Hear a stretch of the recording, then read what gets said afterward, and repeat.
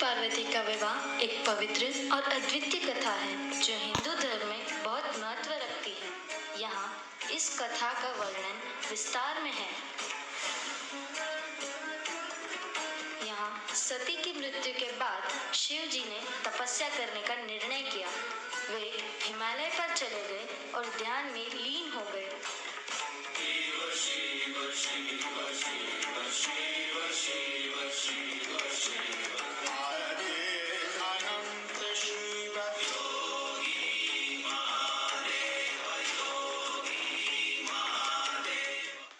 यहाँ हिमालय के राज्य में माता सती का पुनर्जन्म पार्वती जी के रूप में हिमवान और मैनावती के घर में हुआ। हे मुनि श्रेष्ठ, मेरी पुत्री की कुंडली बनाएं, जिससे मैं उसकी भविष्य के बारे में अवगत हो पाऊं। नारायण नारायण। हे राजन, आपकी पुत्री का विवाह का योग महादेव से बन रहा है। हे मुनि श्रेष्ठ, ये आप क्या कह रहे हो? महादेव तो सती के वियोग में ध्यान में लीन है।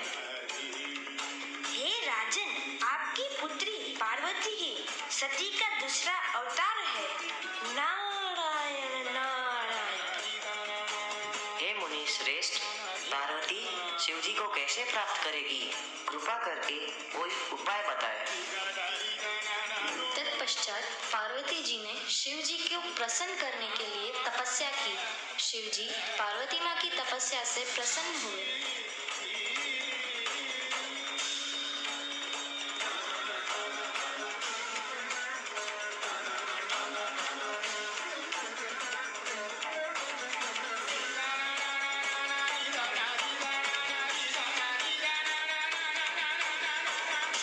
हे देवी, मैं आपकी कठिन तपस्या से प्रसन्न हुआ। कहिए, आपकी क्या मनोकामना है? मैं आपके इच्छित वर को पूर्ण करने के लिए तैयार हूँ। हे प्रभु, मैं आपको अपने पति के रूप में वरण करना चाहती हूँ। तथास्तु देवी।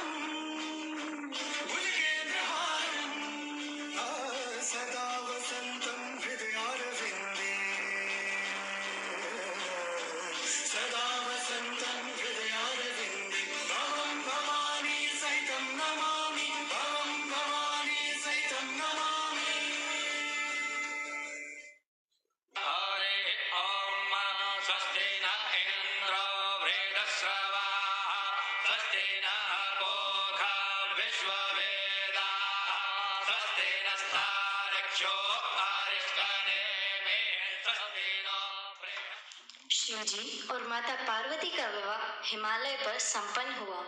इस विवाह में कई देवी देवताओं और ऋषि मुनियों ने भाग लिया।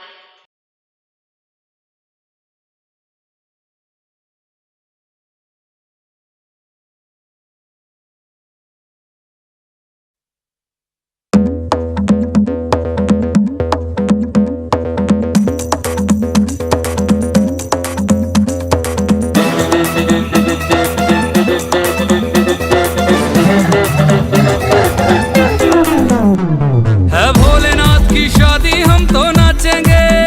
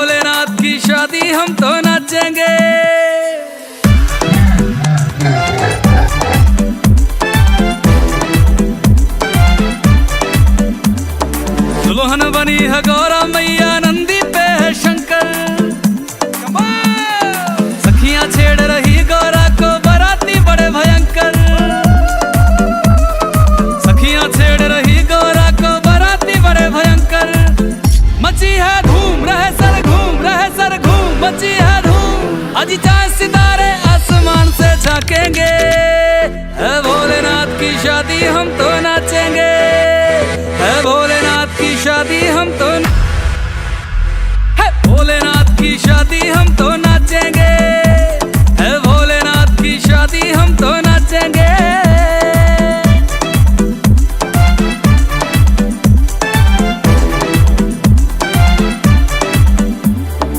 युगों युगों में बनती है कभी शिव गौरा सी जोड़ी, एक बभूति वाले बाबा गौरा गौरी गौरी, एक बभूति वाले बाबा गौरा गौरी गौरी।